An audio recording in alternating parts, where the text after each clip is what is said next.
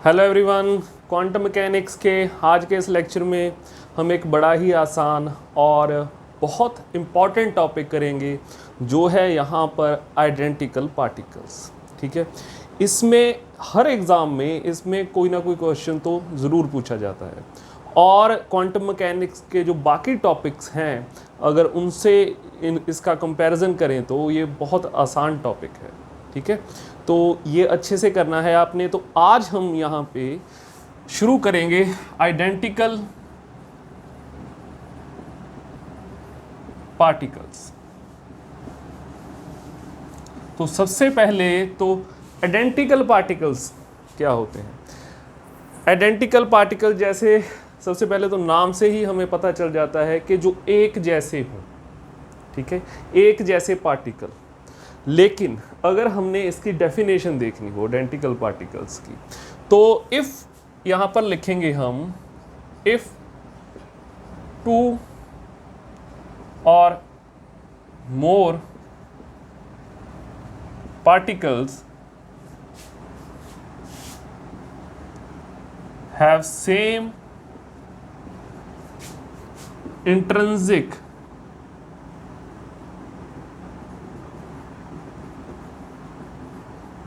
properties, then we can say they are identical particles। ठीक है, तो इंट्रिंसिक प्रॉपर्टीज कैसी, जैसे कि हमारे पास यहाँ पे intrinsic properties like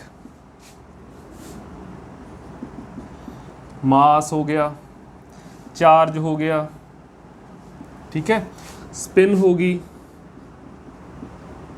तो ये जो प्रॉपर्टीज हैं यहाँ पे इंट्रिंसिक प्रॉपर्टीज जो हैं, अगर दो या दो से ज़्यादा पार्टिकल्स हों हमारे पास और उनकी इंट्रिंसिक प्रॉपर्टीज सेम हो, ठीक है, तो उनको कहेंगे हम आइडेंटिकल पार्टिकल्स।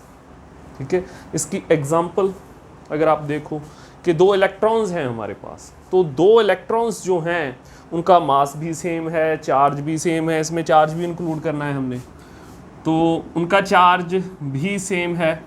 ठीक है, तो सभी इंट्रिंसिक प्रॉपर्टीज जो हैं दो इलेक्ट्रॉन्स की वो सेम है, तो उनको कहेंगे हम आइडेंटिकल पार्टिकल, एक दूसरे के जैसे पार्टिकल्स। ठीक है, और दूसरी तरफ आप ऐसे करो, एक इलेक्ट्रॉन ले लो और एक प्रोटॉन ले लो। ठीक है, तो वहाँ पे जो है फिर चार्ज का डिफरेंस होगा प्रोटॉन में। ठीक है, प्रोटॉन का पॉजिटिव चार्ज होगा, इलेक्ट्रॉन का नेगेटिव चार्ज होगा। ठीक है, तो और इंट्रिंसिक प्रॉपर्टीज भी जो हैं वो भी डिफरेंट होंगी। तो इलेक्ट्रॉन एंड प्रोटॉन इन दोनों को हम आइडेंटिकल पार्टिकल्स नहीं बोल सकते। ठीक है, तो आइडेंटिकल पार्टिकल्स का आपको पता चल गया कि आइडेंटिकल पार्टिकल्स क्या होते हैं। अब देखो, अब यहाँ पे आइडेंटिकल पार्टिकल्स में भी फिर दो तरह के हम यहाँ पे कैटेगराइजेशन कर सकते हैं, इनको दो हिस्सों में बांट सकते हैं। एक हिस्सा जो है वो हिस्सा है जिनको हम डिस्टिंग्विश कर सकते हैं। ठीक है, जिनको हम अलग अलग आइडेंटिफाई कर सकते हैं कि ये वाला पार्टिकल, अगर एक पार्टिकल का हम नाम ए रख दें और दूसरे का बी रख दें, ठीक है, तो उनको अलग अलग हम आइडेंटिफाई कर सकते हैं। और अगर वो मोशन में हों और तो उनकी हम जो ट्रेजेक्ट्री है, ठीक है, वो फॉलो कर सकते हैं। तो एक यहाँ पर है हमारे पास डिस्टिंग्विशेबल पार्टिकल, डिस्टिंग्विशेबल पार्टिकल्स जिनको अलग अलग आइडेंटिफाई किया जा सके। ठीक है, एक है यहाँ पर इनडिस्टिंग्विशेबल,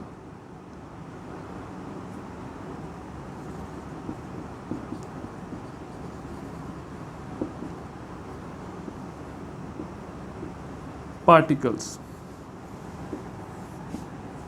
ठीक है, अब देखो, इनको थोड़े से अच्छे से जानते हैं हम कि डिस्टिंग्विशेबल क्या होता है, इनडिस्टिंग्विशेबल पार्टिकल्स, आइडेंटिकल पार्टिकल्स क्या होते हैं। अब देखो, 2 इलेक्ट्रॉन ले लिए हमने, एक इलेक्ट्रॉन ये है, एक इलेक्ट्रॉन ये है, ठीक है, और इलेक्ट्रॉन हैं 2 तो आइडेंटिकल पार्टिकल्स हैं। अब हमने देखना है कि ये डिस्टिंग्विशेबल हैं या इनडिस्टिंग्विशेबल हैं, ठीक है। तो यहाँ पे अगर हम देखें इनको, यहाँ पे मान लीजिए यहाँ पे इस पोजीशन पे हम यहाँ पे खड़े हैं, ठीक है, और यहाँ पे हमारे पास, इनको इलेक्ट्रॉन मत लीजिए, कोई और आइडेंटिकल पार्टिकल ले लीजिए, ठीक है, और वो यहाँ से शुरू हुए हैं इस पोजीशन पे, ठीक है, और ये यहाँ से आगे जाएंगे, इस पोजीशन तक चले जाएंगे। ये है x1 पोजीशन, ये है x2 पोजीशन हमारे पास, ठीक है। तो यहाँ से एक बंदा खड़ के यहाँ से देख रहा है इनको, और ये किसी स्पीड से जाएंगे और यहाँ पहुँच जाएंगे, ठीक है। तो ये जब हम यहाँ से देख रहे हैं इनको x1 पोजीशन पे, तो हमने देखा कि कौन सा पार्टिकल जो है वो यहाँ पे इस पोजीशन पे है और कौन सा पार्टिकल यहाँ पे है, ठीक है। तो अगर हम ये आइडेंटिफाई कर पा रहे हैं कि यही जो इलेक्ट्रॉन है, यही जो आइडेंटिकल पार्टिकल जो है, यही आइडेंटिकल पार्टिकल यहाँ पे पहुँचा है, अगर ये आइडेंटिफाई कर सकते हैं, और ये जो पार्टिकल है आइडेंटिकल पार्टिकल वही यहाँ पर पहुँचा है, ऐसा नहीं हुआ कि ये वाला पार्टिकल जो है, जो ऊपर है, वो यहाँ से होकर यहाँ पे पहुँच गया और ये वाला पार्टिकल यहाँ पे पहुँच गया, ठीक है। तो अगर हम ये जो है जान पा रहे हैं, या फिर मैं कहूँ कि अगर इनके मोशन की जो ट्रैजेक्टरी है, मोशन जो है उसको अच्छे से देख पा रहे हैं, ठीक है, देख पा रहे हैं कि ये पार्टिकल यहाँ पे जाकर यहाँ पहुँच गया है और ये वाला पार्टिकल जो नीचे है ये यहाँ से चला और यहाँ पर पहुँच गया, ठीक है। तो अगर तो हम ये कर पा रहे हैं तो हम उनको कहेंगे डिस्टिंग्विशेबल पार्टिकल्स हैं। तो ये आइडेंटिकल पार्टिकल्स, लेकिन इनकी ट्रैजेक्टरी जो है, इनका मोशन जो है अलग अलग, उसको हम आइडेंटिफाई कर सकते हैं, ठीक है। अब देखो, अब एक और केस हो सकता है कि यहाँ से 2 इलेक्ट्रॉन ले लें हम, तो इलेक्ट्रॉन हमने भेजे, आइडेंटिकल पार्टिकल्स हैं वो, ठीक है, वो यहाँ से चले, यहाँ से हमने देखा कि ये वाला इलेक्ट्रॉन जो है, इलेक्ट्रॉन 1 दे देते हैं इनको नाम, इसको इलेक्ट्रॉन 2 देते हैं नाम, ठीक है। तो यहाँ से हमने एक इलेक्ट्रॉन को इलेक्ट्रॉन 1 बोल दिया, दूसरे को इलेक्ट्रॉन 2 बोल दिया, ठीक है। एक जैसे पार्टिकल हैं, सारी इंट्रिंसिक प्रॉपर्टीज सेम है उनकी। तो इलेक्ट्रॉन के मोशन को हम आंखों से तो देख नहीं सकते, ठीक है, वो यहाँ से चले, यहाँ पे डिटेक्ट किए हमने, एक डिटेक्टर यहाँ पे लगा लिया, ठीक है, यहाँ पे अपने मान लो कि एक डिटेक्टर लगा लिया जो इन इलेक्ट्रॉन्स को डिटेक्ट करे, ठीक है। अब ये यहाँ पर पहुँच गए।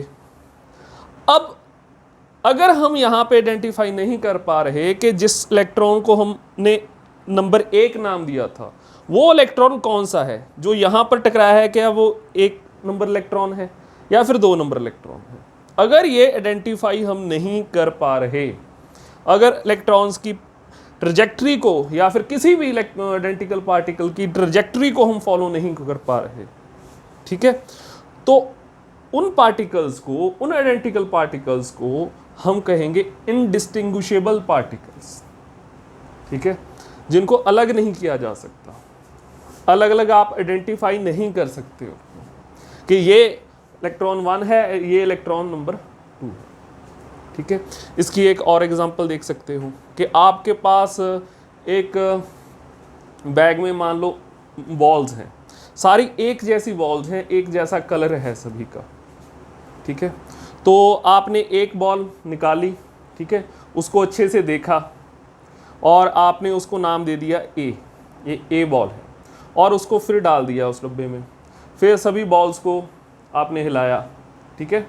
उसके बाद आप क्या आइडेंटिफाई कर सकते हो कि वो बॉल जो आपने निकाली थी, जिसको आपने ए नाम दिया था, कि वो बॉल उन ढेरों बॉल्स में कौन सी बॉल है, ठीक है, आप ये आइडेंटिफाई नहीं कर सकते क्योंकि कलर सेम है, सारा कुछ सेम है, साइज सेम है उनका, ठीक, सारी प्रॉपर्टीज सेम है उनकी, तो आप ये आइडेंटिफाई नहीं कर सकते।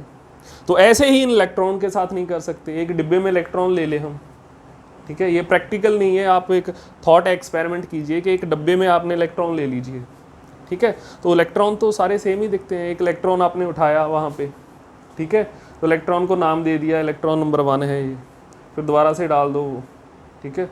तो ऐसा कर तो नहीं सकते हम इलेक्ट्रॉन के साथ क्योंकि साइज बहुत छोटा होता है इनका। तो लेकिन आप करके देखो, ये सोच के देखो, सिर्फ थॉट एक्सपेरिमेंट करो इसका। तो जब उसको डालोगे और फिर से हिला दिया आपने सारा कुछ सिस्टम, तो फिर आप आइडेंटिफाई नहीं कर पाओगे कि 1 नंबर इलेक्ट्रॉन कौन सा है, ठीक है। तो ऐसी सिचुएशन में जो आइडेंटिकल पार्टिकल्स हैं उनको कहेंगे हम इनडिस्टिंग्विशेबल पार्टिकल्स, ठीक है। तो इसकी एक कंडीशन भी है। कंडीशन क्या है कि किन्हीं केसेस में कि अलग अलग, कई बार ऐसा होता है कि किसी एक केस में इलेक्ट्रॉन ही जो है डिस्टिंग्विशेबल पार्टिकल हो सकते हैं, इलेक्ट्रॉन ही, ठीक है, और किसी दूसरी कंडीशन में इलेक्ट्रॉन जो है वो इनडिस्टिंग्विशेबल पार्टिकल हो सकते हैं। ये हो सकता है कई बार। कौन सी कंडीशन है वो? अगर मान लो यहाँ पे 2 आइडेंटिकल पार्टिकल्स हैं, वो इस तरफ मान लो मूव कर रहे हैं,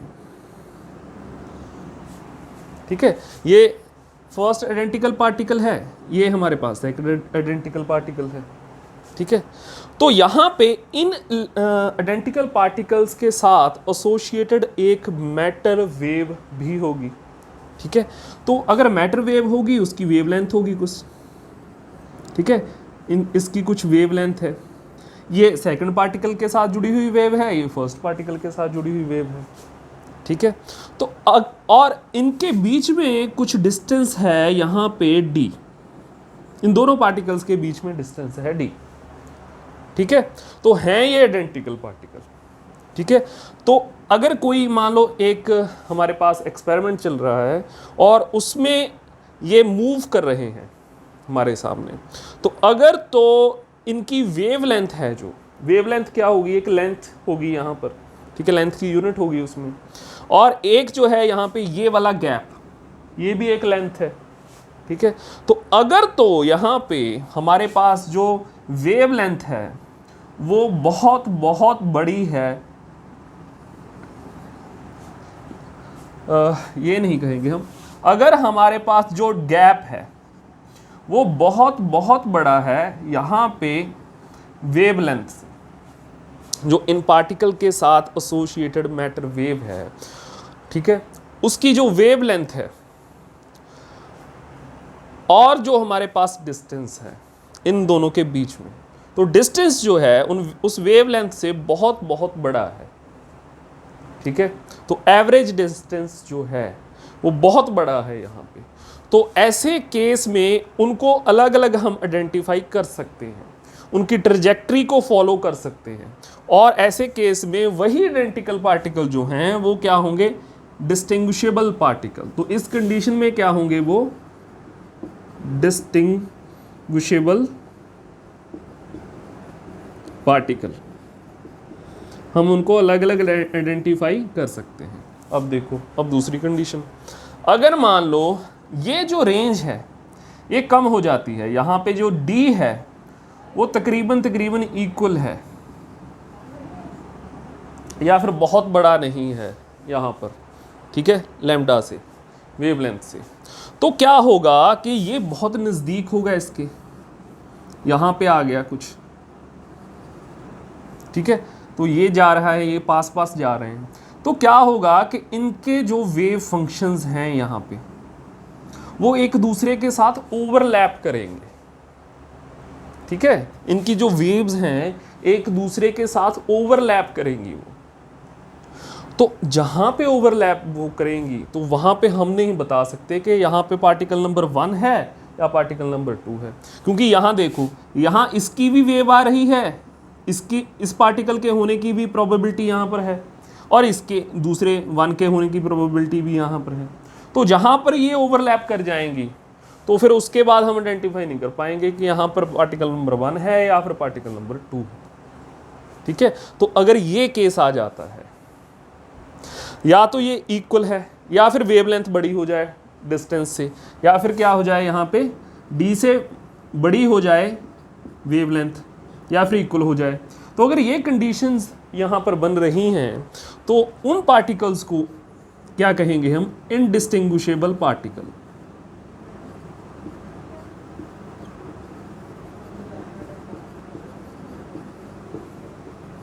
तो उस केस में हम उनको अलग अलग नहीं आइडेंटिफाई कर सकते, उनकी ट्रैजेक्टरी जो है उसको फॉलो नहीं कर सकते, ठीक है। उस केस में होंगे वो इनडिस्टिंग्विशेबल पार्टिकल। तो आइडेंटिकल पार्टिकल्स हुए, उनके दो टाइप्स हो गए आगे, ठीक है। अब देखो, अब यहाँ पे हमारे पास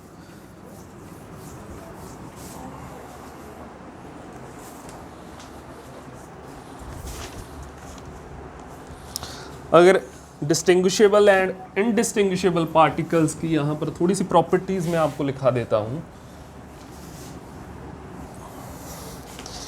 तो पहले हैं हमारे पास डिस्टिंग्विशेबल पार्टिकल्स, डिस्टिंग्विशेबल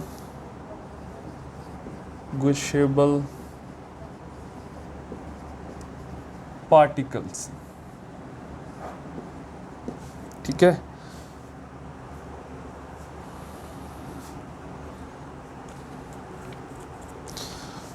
तो सबसे पहले तो definition, these are the particles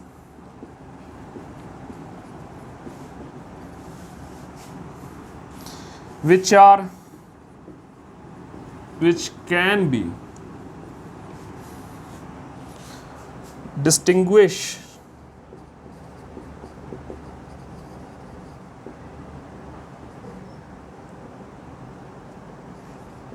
from each other, जिनको एक दूसरे से अलग जो है आइडेंटिफाई किया जा सके, और उनको हम नाम दे सकते हैं।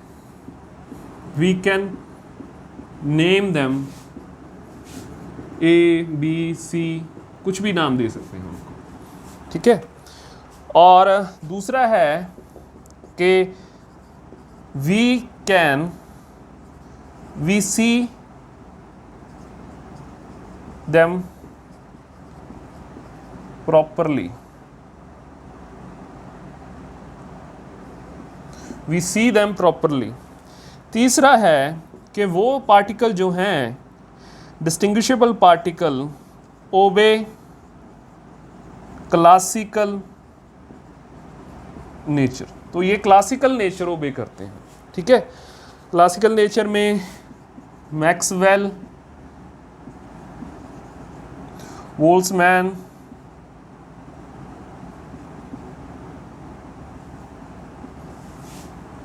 स्टैटिक्स,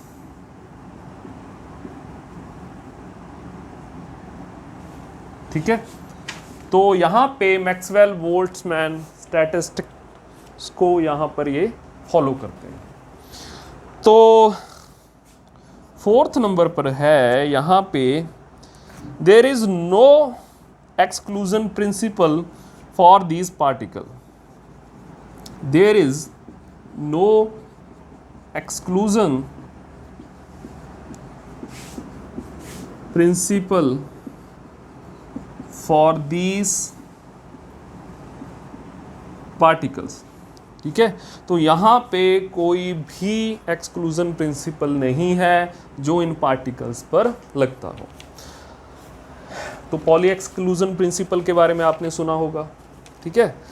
तो उसमें क्या होता है कि अगर हम मॉडिफाइड पॉली एक्सक्लूजन प्रिंसिपल के बारे में देखें कि अगर कोई दो पार्टिकल्स हैं और उनकी स्पिन स्टेट जो है वो सेम है, ठीक है।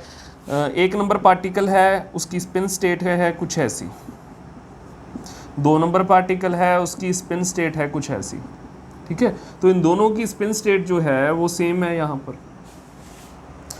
तो इन पार्टिकल्स को दोनों को हम जो है क्या एक एनर्जी स्टेट में, E1 एनर्जी स्टेट है हमारे पास, ठीक है, क्या उसमें रख सकते हैं या नहीं रख सकते। अगर वो डिस्टिंग्विशेबल पार्टिकल हैं तो उनको हम एक ही स्टेट में रख सकते हैं। ये पार्टिकल 1 आ गया, ये पार्टिकल 2 आ गया, ठीक है, एक ही स्टेट में यहाँ पर रख सकते हैं अगर वो डिस्टिंग्विशेबल पार्टिकल है, क्योंकि वो किसी भी एक्सक्लूजन प्रिंसिपल को फॉलो नहीं करते, ठीक है। लेकिन अगर वो, फिर हम आगे देखेंगे इनडिस्टिंग्विशेबल पार्टिकल में, वो यहाँ पर मॉडिफाइड पॉली एक्सक्लूजन प्रिंसिपल को फॉलो करेंगे। अगर उसमें फिर जो अगर दो पार्टिकल्स की स्टेट सेम है तो फिर हम ये नहीं कर सकते, उनको सेम स्टेट में नहीं रख सकते, ठीक है। तो इसको देखेंगे हम आगे अभी। तो ये था चौथा पॉइंट। इसके बाद हमारे पास यहाँ पे नेक्स्ट जो है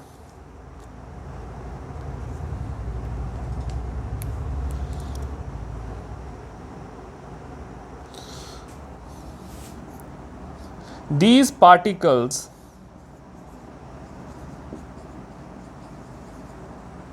cannot overlap with each other। तो ये तो यही पॉइंट है कि उनकी जो वेव फंक्शन जो है वो एक दूसरे के साथ ओवरलैप नहीं करते, क्योंकि दो पार्टिकल अगर मोशन में हैं तो उनके बीच में जो गैप होगा वो बहुत ज़्यादा होगा, बहुत ज़्यादा होगा एज़ कंपेयर टू उनकी जो वेव लेंथ है, ठीक है, उसके कंपैरिजन में। इसलिए उनके वेव फंक्शन जो हैं वो ओवरलैप नहीं करेंगे एक दूसरे के साथ। इसके बाद हमारे पास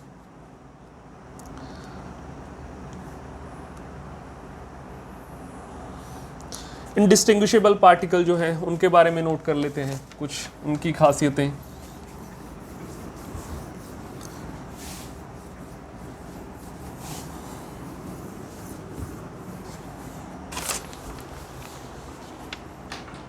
तो यहाँ पे हैं दूसरे नंबर पर हमारे पास इनडिस्टिंग्विशेबल पार्टिकल्स, ठीक है। तो ये कौन से पार्टिकल होते हैं? These are particles which are not distinguishable from each other. These are the particles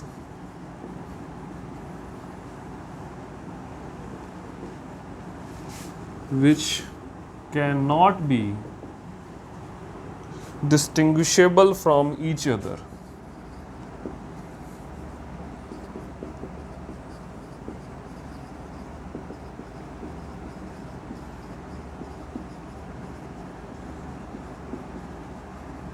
ठीक है, अब देखो इसके कुछ पॉइंट्स।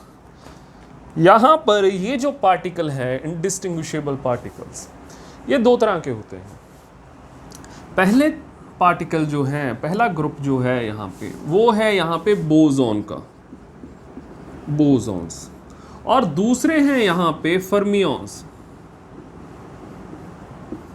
और दूसरे कौन से हैं यहाँ पे? फर्मियंस, ठीक है। तो जो बोसॉन्स हैं, boson are just like classical particles at absolute zero, they obey Bose Einstein condensation, ठीक है। तो बोसॉन्स जो हैं, bosons are just like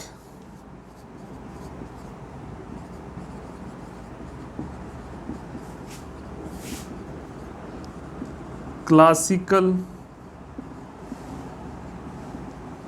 particles, and at absolute zero and at absolute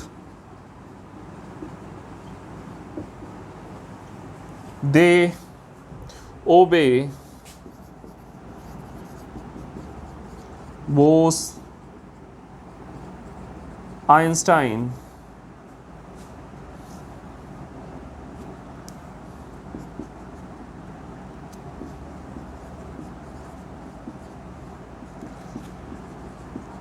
condensation,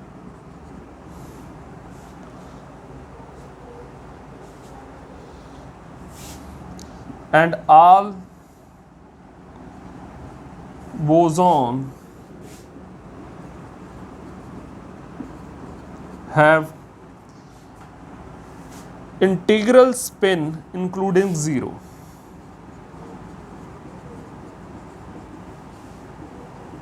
including 0, ठीक है। तो यहाँ पे जो बोसॉन होते हैं वो क्लासिकल पार्टिकल की तरह ही होते हैं, और जो उनकी स्पिन होती है वो क्या होती है, इंटीग्रल स्पिन होती है, ठीक है। जैसे यहाँ पे होगी 0 1 2 3 ऐसे होगी इनकी स्पिन। और दूसरी तरफ हमारे पास क्या है, फर्मियंस। तो दूसरा यहाँ पर है टाइप हमारे पास, वो है यहाँ पे फर्मियंस। तो फर्मियंस क्या है यहाँ पे, these are indistinguishable particles which obey, these are indistinguishable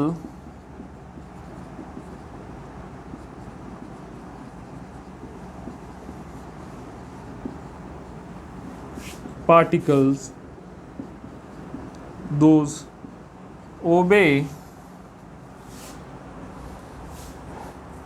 Pauli exclusion principle,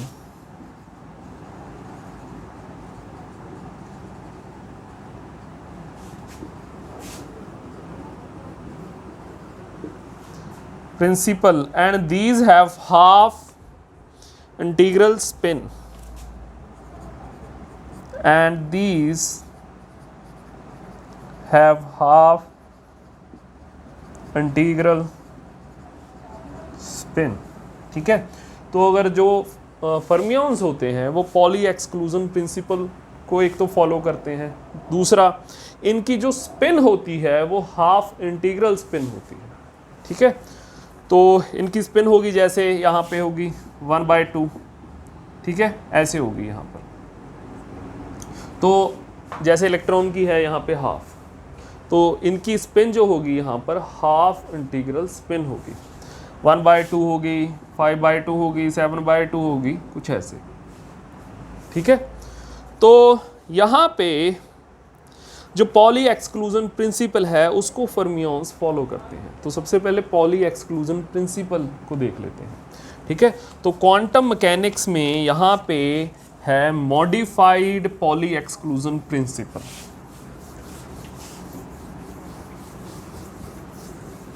तो मॉडिफाइड पॉली एक्सक्लूजन प्रिंसिपल क्या है,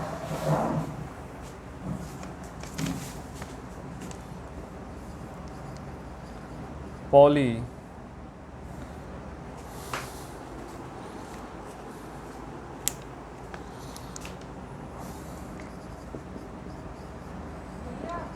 exclusion principle.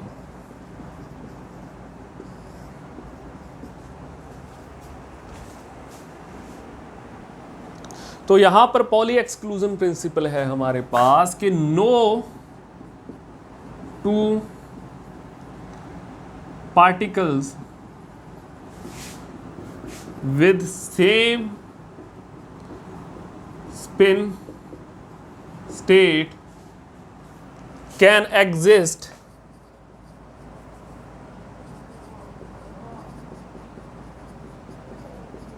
in same, no two particles with same spin can exist in same energy state, ठीक है। तो कोई भी दो particles जिनकी जो स्पिन है वो स्पिन स्टेट जो है वो सेम है, वो सेम एनर्जी स्टेट में यहाँ पर एग्जिस्ट नहीं कर सकते। अब देखो इसकी कुछ और यहाँ पे खासियत, एक अगर मान लो हमारे पास 4 यहाँ पे फर्मियंस हैं, यहाँ पे क्या है हमारे पास 4 फर्मियंस हैं, ठीक है। तो यहाँ पे हमारे पास कुछ एनर्जी स्टेट्स हैं, ये है हमारे पास E0 ग्राउंड स्टेट है, ये है E1, फिर ये है E2, ये है E3, ऐसे ही E4, ठीक है। तो number of fermions in each state, कितने फर्मियॉन्स आ सकते हैं एक स्टेट में विद डिफरेंट स्पिन स्टेट्स, ठीक है, वो कितने आएंगे यहां पर। तो यहां पर 2s+1, ठीक है, 2s+1 नंबर ऑफ फर्मियॉन्स आ सकते हैं किसी एक स्टेट में जिनकी स्पिन स्टेट जो हो अलग अलग हो, ठीक है। तो हम यहां पर लिखेंगे दूसरा point, with different spin state there 2s+1 fermions can exist in same energy state, ठीक है।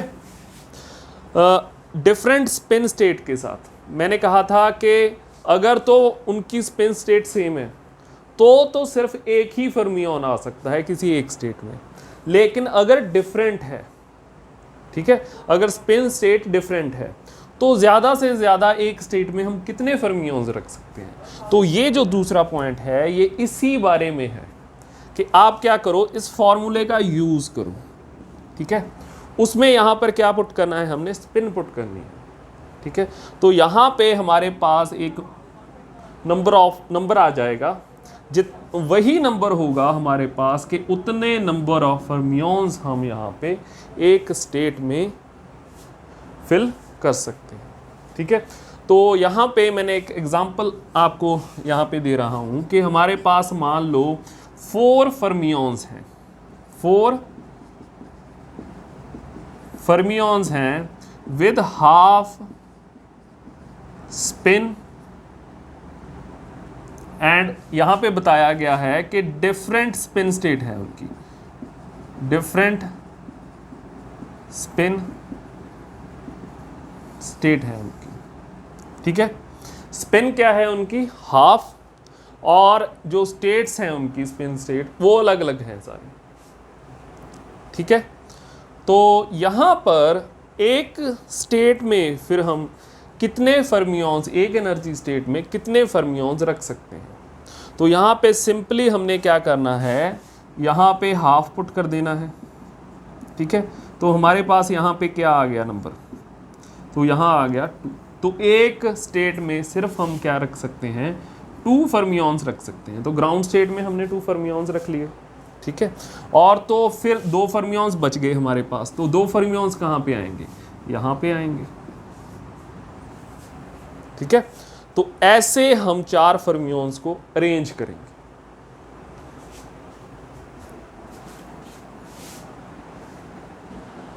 यहां पे एग्जांपल में थोड़ी सी गड़बड़ है कि यहां पे हम हाफ स्पिन नहीं ले रहे, अगर 4 फर्मियंस ले रहे हैं तो यहां पे लेना पड़ेगा हम 3/2 स्पिन, ठीक है।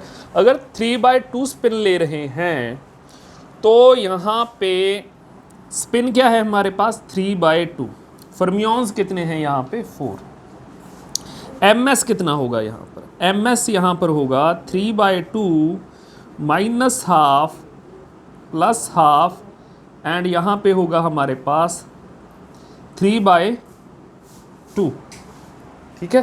तो इनकी जो है स्पिन स्टेट सभी की अलग अलग होगी, ठीक है। तो अब इनकी स्पिन स्टेट जो है वो है अलग अलग, ठीक है।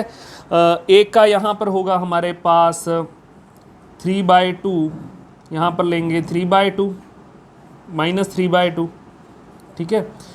दूसरे का हो सकता है यहाँ पर 3/2 माइनस हाफ, तीसरे का हो सकता है यहाँ पर 3/2 यहाँ पर हाफ, चौथे का हो सकता है 3/2 यहाँ पर माइनस, यहाँ पर हमारे पास 3/2, ठीक है। तो ये जो हैं 4 स्टेट्स हैं और 4 ही स्टेट्स जो हैं वो अलग अलग स्टेट्स हैं, ठीक है। तो यहाँ पे 4 फर्मियंस हैं हमारे पास, तो इस नंबर से यहाँ से हमें पता चला कि किसी एक एनर्जी स्टेट में हम सिर्फ 2 फर्मियंस रख सकते हैं। ठीक है, तो 2 हमने यहाँ पे फिल कर दिए, 2 हमने यहाँ पे फिल कर दिए। अब देखो, अब एक और चीज़ यहाँ पे हमें पता करनी होती है, वो क्या है कि यहाँ पे जो फर्मियंस हमने फिल किए हैं वो स्पिन सिंगलेट स्टेट में हैं या स्पिन ट्रिपलेट स्टेट में हैं। ठीक है, तो ये हम कैसे यहाँ पे फाइंड करेंगे? ठीक है, तो हमने यहाँ पे क्या करना है कि टोटल स्पिन जो है यहाँ पे उसको फाइंड करना है हमने। तो टोटल स्पिन यहाँ पे क्या होगी हमारे पास? स्पिन सिंगलेट एंड ट्रिपलेट देखने से पहले हम यहाँ पर देखें अगर स्पिन 3/2 लेते हैं हम, तो यहाँ पे 3/2 पुट करेंगे, तो यहाँ पे 3/2 + 1, यहाँ पे क्या आ गया हमारे पास 4। तो एक स्टेट में जो है हम 4 फर्मियन यहाँ पे पुट कर सकते हैं। तो यहाँ पे सेकंड स्टेट में हमें पुट करने की ज़रूरत नहीं है। ठीक है, जब हमारे पास यहाँ पे क्या थी, स्पिन हाफ थी, तो यहाँ पर हमारे पास ये नंबर आ रहा था यहाँ पे 2, तो यहाँ पर 2 फर्मियंस ही हम जो थे यहाँ पर पुट कर सकते थे। ठीक है, तो इस आज के लेक्चर में हम इतना ही करेंगे। नेक्स्ट लेक्चर में जो है हम यहाँ पर कुछ और चीज़ें यहाँ पर जानेंगे, समझेंगे, इसको अच्छे से करेंगे। ठीक है, तो आज के लेक्चर में इतना ही। Thank you.